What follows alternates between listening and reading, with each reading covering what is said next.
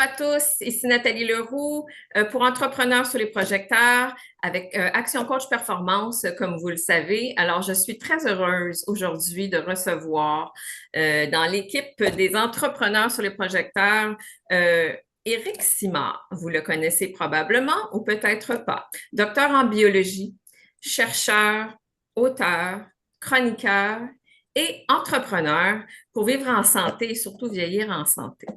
Alors, sans plus tarder, j'aimerais beaucoup vous le présenter et encore une fois dire un gros merci à Éric d'être ici avec moi aujourd'hui. Éric, j'aimerais que tu me parles de toi et de ton entreprise. Alors, voilà, la parole est à toi. Oui, bien Nathalie, écoute, tu l'as mentionné, je suis docteur en biologie. Mon background est de la science, en fait, hein, je viens du monde de la science. Je suis un chercheur dans le domaine du vieillissement cellulaire. J'ai créé en 2013 une nouvelle entreprise dans le but justement de faire de la recherche de pointe sur le vieillissement parce qu'on voyait se pointer à l'horizon la possibilité de ralentir les processus du vieillissement et que c'est forcément là qu'on va avoir les plus gros impacts en santé humaine. Et là, j'exagère pas quand je dis ça, je suis pas tout seul à l'avoir dit, en fait, hein. Il y a un papier qui a été publié dans la prestigieuse revue Science en 2015 qui parlait de l'ultime médecine préventive. Ben, l'ultime médecine préventive, c'est de ralentir les processus du vieillissement parce que du même coup, on va réduire l'incidence de l'ensemble des maladies associées. Donc, moi, j'étais particulièrement intéressé justement par le monde de la prévention, réussir à garder les gens en santé le plus longtemps possible au lieu des bourrées de pilules, en fait, puis d'en faire des vieux et malades plus longtemps. Amener les gens à pouvoir profiter de la vie plus longtemps. Et on a fait des grandes découvertes dès l'année 2014, avec l'Université Concordia, des découvertes qui nous ont fait faire la manchette à l'échelle internationale. Donc, on a parlé de nous en Californie, en Espagne, en Afrique, en Russie même à l'époque. Et ça nous a amené à prendre des nouveaux brevets, en fait, dans le domaine, à continuer les recherches. Donc, ça fait maintenant plus de 10 ans. On s'apprête à annoncer même des nouveaux programmes prochainement avec des nouveaux chercheurs. Donc, j'ai très hâte, en fait, d'annoncer tout cela, là, mais ça s'en vient. Et aujourd'hui, on a même lancé cette année une nouvelle étude sur l'âge biologique et les gyrosuppresseurs ici au Québec à laquelle la population peut participer. C'est une étude ouverte et extrêmement intéressante. Bon, OK. on donne des informations à la population au fur et à mesure. C'est passionnant. Donc, ouais, ça m'a amené à développer une nouvelle ligne de produits de santé naturelle. On en a deux maintenant, en fait, la gamme Vitoli et la gamme base. Et là, il faut savoir, en fait, Nathalie, que j'étais à l'origine quelqu'un qui avait un regard extrêmement critique sur le domaine parce qu'il y a des gros problèmes de qualité, là. En fait, autant au niveau des produits, de la qualité des ingrédients en tant que tels, qui souvent laissent à désirer, que la quantité de ces ingrédients-là qui ne respectent pas les démonstrations cliniques qui ont été réalisées que le fait que souvent, on va tout simplement tomber dans des modes avec des ingrédients qui sont très peu supportés scientifiquement, puis on va y aller à grands coups de marketing. Donc, il y avait lieu d'avoir là, en fait, une offre plus raisonnée, plus raisonnable, en fait, pour permettre aux gens d'aller chercher des bénéfices plus importants. Et on y a introduit de la science de la longévité, parce qu'avant tout, ce qu'on voudrait faire, c'est garder les gens en santé le plus longtemps possible. Donc, c'est mon domaine à moi, là. C'est réellement ça. Et puis, il faut dire tout de suite d'entrée de jeu à quel point ça peut avoir un gros impact. Je parlais de réduire les risques de maladie tout à l'heure, mais on sait aussi qu'il y a environ 30 ans de jeu qui sont 30 ans qui sont en jeu, en fait, pour garder nos capacités le plus longtemps possible. Autrement dit, on va avoir des gens qui, déjà à 70 ans, vont avoir beaucoup moins de capacités que d'autres personnes de la population, par exemple, qui vont se rendre jusqu'à 95, 100 ans en étant encore capables de profiter de la vie, encore capables de voyager. C'est C'est exactement ça, parce qu'à un c'est ça moment qu'on peut faire. donné, on est heureux de pouvoir vieillir, mais sincèrement, je pense que tout le monde souhaite vieillir en santé et pouvoir continuer à être actif. Sinon, c'est un peu pénible de vieillir si on n'est pas en bonne santé, puis si on peut pas bouger tu sais, poursuivre nos rêves en quelque sorte. Oui, effectivement. Puis là, bon, on devrait peut-être voir ça comme le phénomène des REER, là, hein. On nous apprend très tôt dans la vie qu'on devrait économiser de l'argent dans le but éventuel de pouvoir profiter de notre retraite. Puis les gens arrivent à la retraite et sont plus capables d'en profiter parce qu'ils n'ont pas économisé la santé. Tellement. Donc, c'est un peu ridicule comme constat, mais c'est exactement C'est ça. vrai, c'est tout à fait vrai. Donc, ce que vous venez de résumer aussi, c'est pas mal votre mission de vie et d'entreprise. Oui, oui, tout à fait. Écoute, donc en 2013, quand j'ai vu que Ben, deux choses, je te dirais. J'ai toujours été extrêmement intéressé par la prévention en santé humaine, là. J'ai toujours Oui. pensé que c'est vers là qu'il fallait aller. Et c'est ce qui m'a amené à l'époque aussi à ne pas aller en médecine parce que je ne voyais pas en OK. médecine la possibilité de faire ça. Et donc, je voulais garder les gens en santé le plus longtemps. J'ai décidé de fonder une entreprise qui, d'un côté, allait faire de la recherche, de l'autre côté, allait avoir une mission sociale aussi de rendre disponible plus d'informations pour la population. Parce qu'il y a il y a beaucoup d'informations, il y a des choses extrêmement intéressantes qu'on ne mentionne pas, qu'on ne dit pas, que quand les gens en prennent connaissance, ils se disent, oh, attends un peu, OK, c'est plus sérieux que je pensais. Moi, je vais te donner un exemple simple, la prévention de la démence et de l'Alzheimer. Au minimum, on s'entend en fait à travers les scientifiques qu'on peut prévenir 40 à 45 des cas d'Alzheimer. Honnêtement, là, c'est Wow. grandement sous-estimé. D'après moi, c'est Tout à plus fait. 75 des cas qu'on Et pourrait prévenir. méconnu, d'où l'importance de vous Oui, entendre. c'est C'est super méconnu, c'est intéressant. ça. Mhm. Et là, en fait, donc, l'entreprise, je me suis donné aussi comme mission d'écrire des livres, d'amener un blog, en OK. fait, en ligne, blog auquel on a plus de 45 experts qui participent maintenant, dont plusieurs médecins, des pharmaciens, des professionnels de tous les horizons, des naturopathes, donc dans une idée de santé intégrative en tant que telle. J'ai écrit des livres, mon cinquième est en production actuellement, il va sortir au début de l'année 2025. Et j'ai même amené en fait un concept de conférence gratuite en ligne OK. qui a créé une espèce d'émission, je te dirais. Maintenant, c'est un rendez-vous à toutes les semaines hebdomadaires, à chaque jeudi soir. Donc, chacune des saisons, pendant Absolument. la saison d'automne, la saison d'hiver, les gens peuvent bénéficier d'une conférence gratuite à chaque jeudi soir en ligne. C'est dans le confort de leur foyer, donnée par toute une panoplie d'experts sur des sujets variés en tant que tels. C'est formidable. Donc, ça nous permet de se renseigner, de s'informer de la bonne façon avec les informations réelles et d'une personne crédible. Et en plus, ça nous permet, tu sais, de bonifier notre portefeuille santé pour le futur. Oui. N'est-ce pas? Oui, oui, tout à fait. Puis là, bon, C'est ici, en fait, brillant. j'appellerais peut-être les entrepreneurs qui, euh, à réfléchir comme il faut au bout de la ligne, c'est quoi l'objectif qu'ils veulent réellement atteindre. Hum.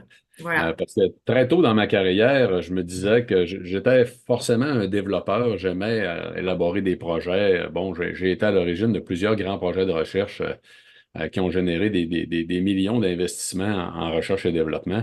OK. Pour à un moment donné, me dire que ce qui me passionne réellement, pour moi, c'est de garder les gens en santé le plus longtemps possible. Et j'ai carrément créé une entreprise qui allait me permettre de mieux réaliser les objectifs en question, puis d'intégrer, entre autres, des gyrosuppresseurs, des molécules qui vont ralentir le vieillissement à l'intérieur de la ligne de produits aussi qu'on allait commercialiser. Donc, c'est dans une optique justement d'accomplissement, un peu comme les Japonais nous diraient Oui. l'ikigai. Ben, c'est ça, en fait. Mon ikigai à moi, c'est d'essayer d'influencer la culture de la santé, essayer de créer une vraie culture de la santé parce qu'on n'en a pas, tout simplement. On a une culture de la maladie. Exactement. Merci pour ça, c'est vraiment super intéressant et passionnant.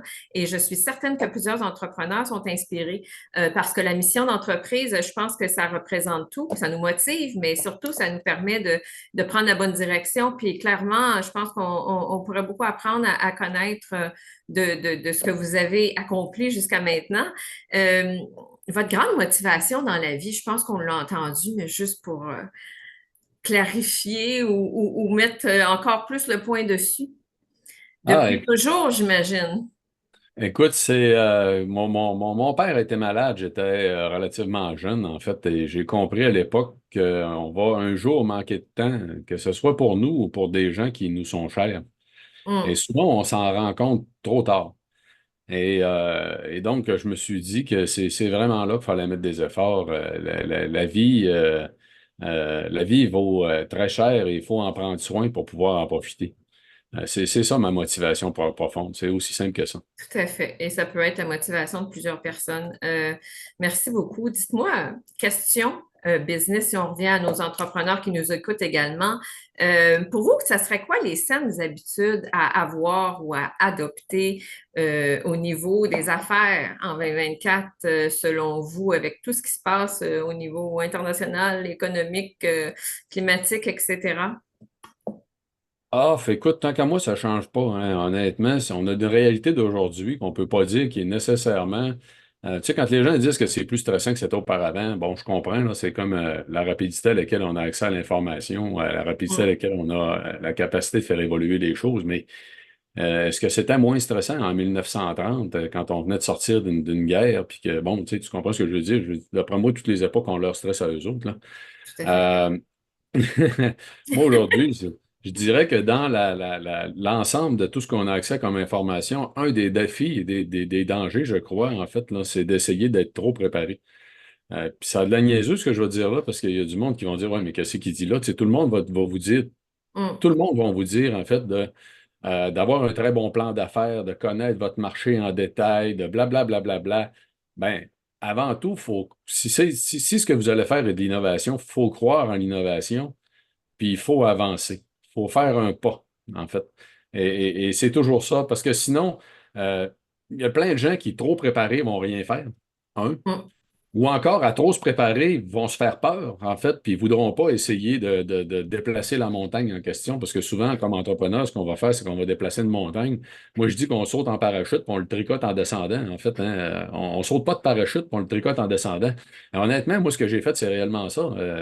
Initialement, il me manquait de l'argent pour partir de l'entreprise. Je l'ai démarré pareil en OK. me disant que je vais trouver, de toute façon. Mais il faut faire la même chose, en fait. Les gens qui attendent d'être trop préparés font rien au bout de la ligne. Puis il faut se faire confiance, il faut penser qu'on va trouver des solutions, il faut être constructif. Moi, je dirais que c'est. Fait que, outre le fait de vous faire dire, en fait, d'avoir un très bon plan d'affaires, là, ben, dites-vous, en fait, que vous allez faire des pas. Des fois, vous allez faire des pas dans des directions, vous n'avez pas toute la solution, Oui. vous allez la trouver en cours de route. C'est un excellent conseil d'ailleurs et je pense que c'est encore toujours et plus vrai en 2024 parce que de toute façon, il faut être flexible avec la vie qui change aussi rapidement à tous les niveaux. Je pense que c'est un excellent conseil, vraiment. Vous, en tant qu'entrepreneur, entre autres, et chercheur, ça serait quoi votre plus grand apprentissage? Y en a-t-il un? À part d'être flexible et, ouais, et de faire, d'être dans l'action si on veut. Écoute, la qualité des relations humaines, l'importance du réseau, on en parle souvent, en fait, mais je te dirais que une des choses qui m'a énormément aidé, ça a été de connaître énormément de gens, entre autres grâce à mes implications dans la société. Ça fait que j'ai été président de l'association pour les ingrédients santé en alimentation qui avait été créée avec un chercheur de l'Université Laval à l'époque pendant 8 ans.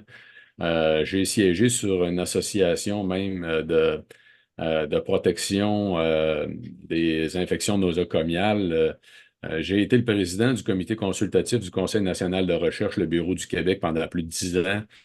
J'ai été un membre nommé de la Commission d'éthique en sciences et technologies du Conseil des ministres. Puis aujourd'hui, encore aujourd'hui, en fait, je suis le président de l'Association professionnelle pour la santé intégrative. Ces implications-là, il faut faire attention parce qu'on peut se perdre. Là. Comme entrepreneur, on vient tout qu'avoir des horaires épouvantables. Mm. Euh, Puis on peut se perdre dans tout ça, hein, parce que là, bon, j'anime une émission de télévision, j'ai des chroniques à la radio, j'écris Tout à des fait. livres, en fait, je donne des conférences, puis je gère une entreprise. Fait que on peut se perdre, on peut se perdre en fait dans tout ça, mais c'est extrêmement important le réseau en tant que tel, la quantité de gens que vous allez croiser, que vous allez connaître. Dites-vous que c'est toujours des gens qui pourraient devenir des amis. Moi, j'ai toujours pris au sérieux la possibilité de reconnaître la chimie d'une relation, puis faire place toujours à l'amitié, même si on est dans le domaine des affaires. Il y a des gens qui vont vous dire, non, non, il ne faut pas que les employés de la compagnie, puis il ne faut pas que les collaborateurs soient des amis. C'est de la foutaise, une grosse foutaise. En fait, en tant que tel, on devrait toujours estimer les gens avec qui on fait des affaires à un niveau qui pourrait leur permettre de devenir des amis proches. C'est comme ça qu'il faut considérer le monde qui nous entoure. Et puis, il ne faut pas hésiter à ouvrir la porte. La vie sociale de qualité est une des facettes les plus importantes en santé humaine par rapport à la longévité. Puis le monde des Bravo. affaires en est pas différent. Ça va vous donner des relations solides, ça va vous donner des gens sur qui vous allez pouvoir compter, ça va vous permettre de vivre les vraies choses aussi, hein, parce qu'il y a des gens qui, bon, il y a du monde qui sont pas vrais, on le sent. Ben, ces gens-là, faites-lui pas de place, pas grave. Mais si vous allez développer des vraies relations, puis ça vaut très cher dans le monde des affaires. Ça vaut beaucoup plus cher qu'un contrat de 40 pages. Tout à fait. Je suis tellement d'accord. C'est vraiment des super conseils. Je pense que ça va aider beaucoup de jeunes entrepreneurs, surtout qui ont plusieurs influences, si on veut. C'est pas juste dans le paraître, c'est vraiment dans les relations et c'est vraiment dans la sincérité. Être vrai en affaires, ça fonctionne également, ça fait partie de l'ADN de la réussite, à mon avis. Tout à fait. En fait, je suis tout à fait d'accord avec toi. C'est exactement ça. Je pense que c'est apprécié. Le monde le sait. Vraiment. Puis là, ben, Merci tellement. Un dernier en conseil prochain. pour nos jeunes entrepreneurs du Québec, une phrase, un mantra, une façon de conclure cette super belle entrevue, en plus de nous donner vos coordonnées où on peut vous contacter ou vous rejoindre ou plutôt visionner vos vidéos, etc. Une petite conclusion de votre part? Ben, écoute, moi, je te dirais que j'en ai parlé un petit peu tout à l'heure. J'ai dit qu'il faut croire en l'innovation. C'est probablement une des grandes difficultés de notre époque, en fait, parce que on est, moi, je pense pas, en fait, au Québec qu'on puisse dire qu'on est une culture d'entrepreneur nécessairement, en fait. Puis je pense qu'un des freins, Mm. c'est de croire, entre autres, en l'innovation, croire qu'on peut faire les choses différemment, croire qu'on peut rayonner à l'international. Fait que la pensée en question, moi, je te dirais que mieux vaut allumer une chandelle que de maudire l'obscurité. J'aime bien, en fait. Parce que ça résume qu'à quelque part, tout commence par là, en fait, hein. Puis, bon, comme disait Nelson Mandela, si tu veux aller un petit peu plus loin, c'est en faisant rayonner notre lumière qu'on permet aux autres d'en faire autant. Ça fait Wow, que c'est ce que je magnifique. pense que j'espère faire aujourd'hui avec toi. Vraiment, c'est magnifique. Je passe du vous au tu, désolée. Mais Eric, je veux te remercier sincèrement de nous avoir partagé aujourd'hui tout ce que tu avais tu sais, à nous partager en tant que rayonnement et en tant que connaissance. Et sincèrement, moi, j'aimerais ça qu'on puisse pouvoir poursuivre à en apprendre plus. Alors, rapidement, je vais te demander de juste me dire ton site web pour nos entrepreneurs, pour faire le lien ou de quelle façon qu'on peut continuer à avoir contact avec toi. Oui, bien écoute, j'ai un site Internet à mon nom, étant donné que je fais beaucoup de choses en dehors de l'entreprise.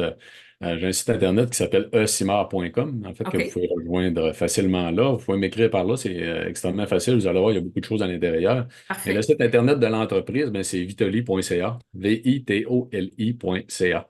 Et là, vous allez trouver le blog que je mentionnais tout à l'heure, en fait, qui regroupe plus de 45 experts. Merci infiniment, Éric Simard. Alors, on se revoit très bientôt et c'était très apprécié pour nous et pour tous nos entrepreneurs. À très bientôt. Bonne fin de C'est un journée. grand plaisir. Merci à toi. Merci, bye.